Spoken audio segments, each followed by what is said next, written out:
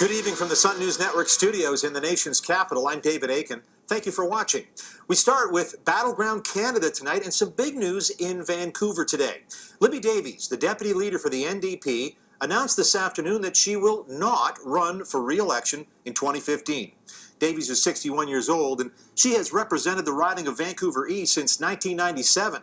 A total, as we count, of 17 years, 6 months, and 12 days. She had this to say at the constituency office in her Vancouver riding this afternoon.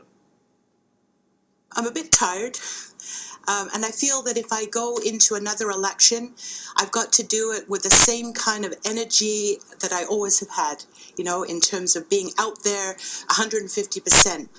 I'm not the kind of person who can take it easy and say, oh, well, maybe it's, you know, it's going to be okay. Now, Davies is the 38th member of the current parliament to announce that they will not seek re-election in 2015, the 7th New Democrat, if you were counting. Vancouver East is one of the strongest of NDP strongholds in the country. It's been NDP, or CCF, remember them? Since 1935, with just 2 breaks. The Liberals held it from 74 to 79, from 93 to 97, and now, with Davies gone, do the Liberals have a better shot at it? Our chief election correspondent, Bryn Weiss, joins us now. Bryn's normally in Vancouver, in Toronto, though, tonight. And Bryn, this was unexpected. Big news, because it definitely puts another seat in Vancouver into play. Yeah, that's exactly right, David. This Vancouver East riding has gone from probably a very uninteresting race to watch if Libby Davies was going to run, because she would have won hands down and quite easily. And now Vancouver East becomes a riding that we're all going to keep our eye on, of course, because this is where Jodie Emery, Mark Emery's wife, has filed nomination papers. We know there's going to be a battle there between the Trudeau camp and Jodie Emery. And also, there's rumors, David, that Mina Wong might run for the NDP nomination. Mina Wong, of course, building up her profile in the recent Vancouver mayoral race. So there's going to be some big names in Vancouver East, and it's now going to be a big race to watch in 2015. Certainly, as you say, this was unexpected, given Libby Davies has represented the area since 97. And, you know, in 2011, she won with about 60%, I think, support.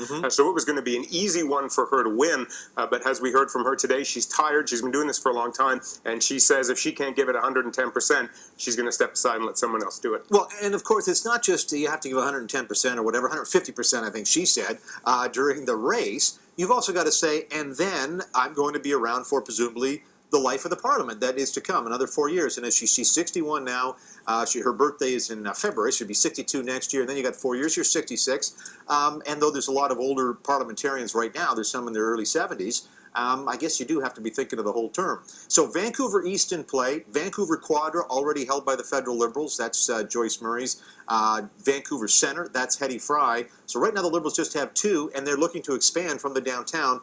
Vancouver East certainly going to be number 1 on the list. Yeah, exactly. I mean, this is a riding that, of course, no other party would put a lot of effort into, and why Jodie Emery maybe decided to run there against, at the time, she thought she'd be running against Libby Davies, and sure, of course, that Jodie Emery would not win.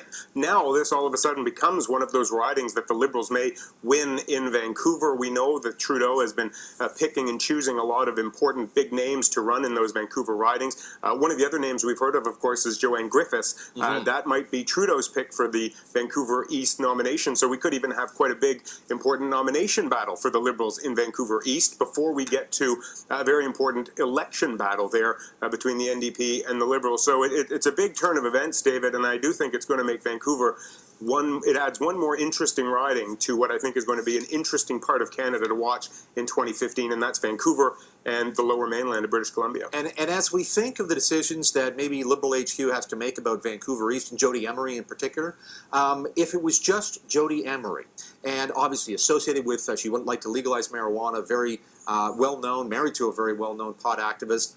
Mark Emery has said that he smoked a bong with Trudeau. Trudeau says he never smoked a bong with Mark Emery. If she was in the race, she'd attract a lot of, perhaps, attention the Liberals don't want.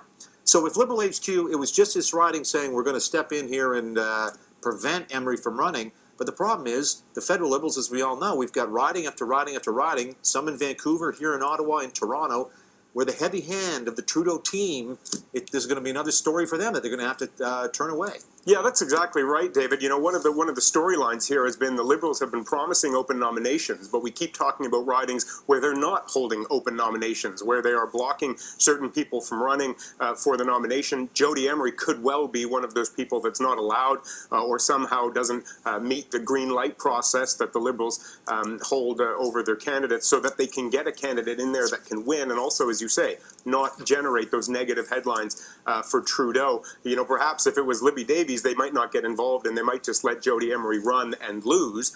Now that they think they can win it, and people are going to be watching Vancouver East very closely, we may well see the Trudeau team think carefully about picking someone that they're happy to run there that's not going to generate those negative headlines, that they can maybe steal that seat from the NDP. As you mentioned in the intro, they've done it twice before since, I think, 1935. The Liberals have stolen it from the NDP for one term, I think back in the 70s, one term in the 90s. Maybe they can do it again in 2015. Bryn Weiss in Toronto for us tonight. Bryn, thank you so much. You're welcome.